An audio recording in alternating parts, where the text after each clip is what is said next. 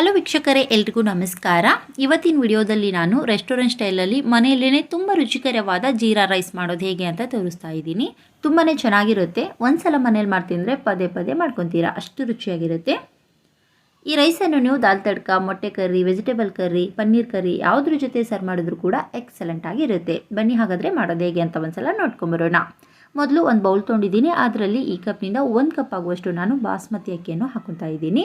ಈಗ ಇದರಲ್ಲಿ ನೀರು ಹಾಕಿ 1-2 ಸಲ ಚೆನ್ನಾಗಿ ವಾಶ್ ಮಾಡ್ಕೊಳ್ಳೋಣ.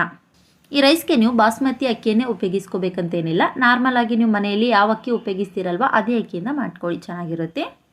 ಇದೇ ರೀತಿ ಬೇರೆ ಬೇರೆ ನೀರಿನಲ್ಲಿ 1-2 ಸಲ ಚೆನ್ನಾಗಿ ತೊಳೆದಾದ್ಮೇಲೆ ಈಗ ಇದರಲ್ಲಿ ಮತ್ತೆ ನೀರನ್ನು ಹಾಕಿ ಒಂದು ಅರ್ಧ ಗಂಟೆ ನೀರಿನಲ್ಲಿ ನೆನೆಲಿಕ್ಕೆ ಬಿಡೋಣ.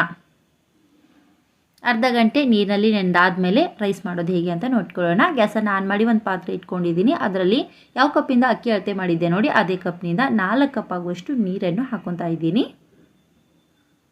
ಅಕ್ಕಿ ಜಾಸ್ತಿ ತೊಗೊಂಡ್ರೆ ನೀರನ್ನು ಕೂಡ ಸ್ವಲ್ಪ ಜಾಸ್ತಿ ಹಾಕ್ಕೊಳ್ಳಿ, ನಡೆಯುತ್ತೆ. ನೋಡಿ 4 ಕಪ್ನಷ್ಟು ನೀರು ಹಾಕಿದ್ಮೇಲೆ ಇದರಲ್ಲಿ ನಾನು ರುಚಿಗೆ ಎಷ್ಟು ಬೇಕೋ ಅಷ್ಟು ಉಪ್ಪು ಹಾಕೊತಾ ಇದ್ದೀನಿ.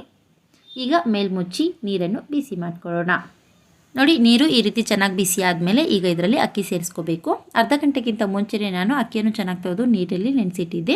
ನೋಡಿ, ಚೆನ್ನಾಗಿ ನೆನೆದಿವೆ. ಈಗ ಇದರಲ್ಲಿರುವಂಥ ನೀರನ್ನು ತೆಗೆದು ಅಕ್ಕಿಯನ್ನು ಬಿಸಿನೀರಲ್ಲಿ ಹಾಕ್ಕೊಳ್ಳೋಣ.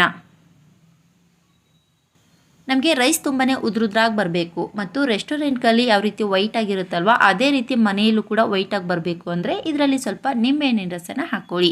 ಆಗ ರೈಸ್ ಕೂಡ ಉದ್ರುದ್ರಾಗಿ ಬರುತ್ತೆ ಮತ್ತು ತುಂಬಾ ವೈಟಾಗಿ ಬರುತ್ತೆ. ನೋಡಿ, ಒಂದು ಅರ್ಧದಷ್ಟು ನಿಂಬೆಹಣ್ಣಿನ ರಸನ ಹಾಕ್ಕೊಂಡಿದ್ದೀನಿ. ಈಗ ಒಂದು ಸಲ ಎಲ್ಲವನ್ನು ಚೆನ್ನಾಗಿ ಮಿಕ್ಸ್ ಮಾಡಿ 8 ನಿಮಿಷ ಬೇಯಿಸ್ಕೊಳ್ಳೋಣ. ಟೈಮ್ ಹಚ್ಚಿ ಕರೆಕ್ಟಾಗಿ ಹೈ ಫ್ಲೇಮಲ್ಲಿ 8 ನಿಮಿಷ ಬೇಯಿಸ್ಕೊಳ್ಳಿ. ಪರ್ಫೆಕ್ಟ್ ಆದಂಥ ರೈಸು ನಿಮ್ಮದಾಗುತ್ತೆ. ನೋಡಿ, 8 ನಿಮಿಷ ಆದಮೇಲೆ ನಾನು ಚೆಕ್ ಮಾಡ್ಕೊತಾ ಇದ್ದೀನಿ. ಈ ರೀತಿ ಸ್ವಲ್ಪ ಸ್ಪೂನಲ್ಲಿ ತೊಗೊಂಡು ಕೈಯಿಂದ ಮುಟ್ಟು ನೋಡಿದ್ರೆ ಈ ರೀತಿ ಸಾಫ್ಟಾಗಿರಬೇಕು. ಅಂದರೆ 90% ಅಷ್ಟು ಬೆಂದಿರಬೇಕು, ಪೂರ್ತಿಯಾಗಿ ಬೇಯಿಸ್ಕೋಬಾರ್ದು. ಇಷ್ಟು ಬೆಂದಿದ್ರೆ ಪರ್ಫೆಕ್ಟಾಗಿ ರೆಡಿಯಾಗಿದೆ ಅಂತ ಅರ್ಥ.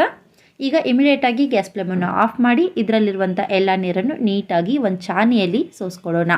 ಚಾನಿ ಅಕಸ್ಮಾತಾಗಿ ನಿಮ್ಮ ಮನೆಯಲ್ಲಿ ಇರಲಿಲ್ಲ ಅಂದರೆ ಬೇಯಿಸಿರುವಂಥ ಪಾತ್ರೆ ಮೇಲ್ಗಡೆ ಒಂದು ತಟ್ಟೆಯನ್ನು ಮುಚ್ಚಿ ನೀಟಾಗಿ ಎಲ್ಲ ನೀರನ್ನು ಸೋಸ್ಕೊಳ್ಳಿ.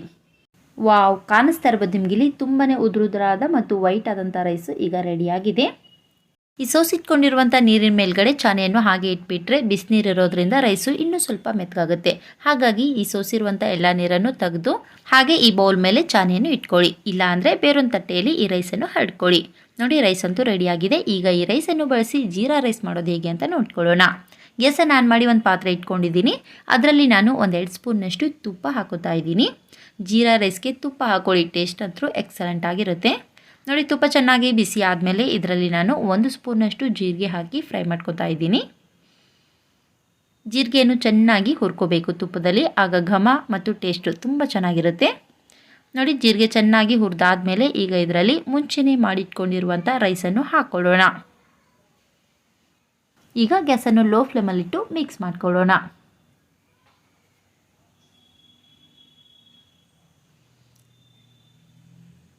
ನಿಧಾನವಾಗಿ ಮಿಕ್ಸ್ ಮಾಡ್ಕೊಳ್ಳಿ. ಜೀರಾ ರೈಸನ್ನು ನೀವು ಈ ರೀತಿಯಾಗಿ ಮಾಡ್ಕೋಬೋದು ಅಥವಾ ಡೈರೆಕ್ಟಾಗಿ ಕುಕ್ಕರ್ನಲ್ಲಿ ತುಪ್ಪ ಹಾಕಿ ಜೀರಿಗೆ ಹಾಕಿ ಅಕ್ಕಿಯನ್ನು ಹುರಿದು ನಂತರ ಅದರಲ್ಲೇ ಡೈರೆಕ್ಟಾಗಿ ನೀರು ಹಾಕಿ ಕೂಡ ಅನ್ನವನ್ನು ಬೇಯಿಸ್ಕೋಬೋದು. ಅಥವಾ ಮುಂಚೆನೇ ಈ ರೀತಿ ಅನ್ನವನ್ನು ಮಾಡಿ ನಂತರ ಕೂಡ ಒಗ್ಗರಣೆ ಮಾಡಿಕೊಂಡ್ರೂ ಕೂಡ ತುಂಬಾ ರುಚಿಯಾಗಿರುತ್ತೆ.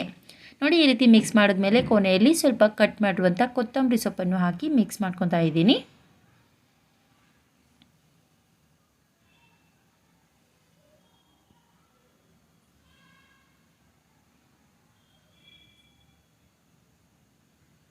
ಮುಂಚೆ ರೈಸ್ ಮಾಡುವಾಗ ಉಪ್ಪು ಹಾಕಿರಲಿಲ್ಲ ಅಥವಾ ಕಡಿಮೆ ಹಾಕಿದ್ರಿ ಅಂದರೆ ಈ ಟೈಮಲ್ಲಿ ಹಾಕಿ ಕೂಡ ಮಿಕ್ಸ್ ಮಾಡ್ಕೋಬೋದು. ನಾನು ಸ್ವಲ್ಪ ಉಪ್ಪು ಕಡಿಮೆ ಹಾಕಿರೋದ್ರಿಂದ ಈ ಟೈಮಲ್ಲಿ ಇನ್ನೂ ಸ್ವಲ್ಪ ಹಾಕಿ ಮಿಕ್ಸ್ ಮಾಡ್ಕೊತಾ ಇದ್ದೀನಿ.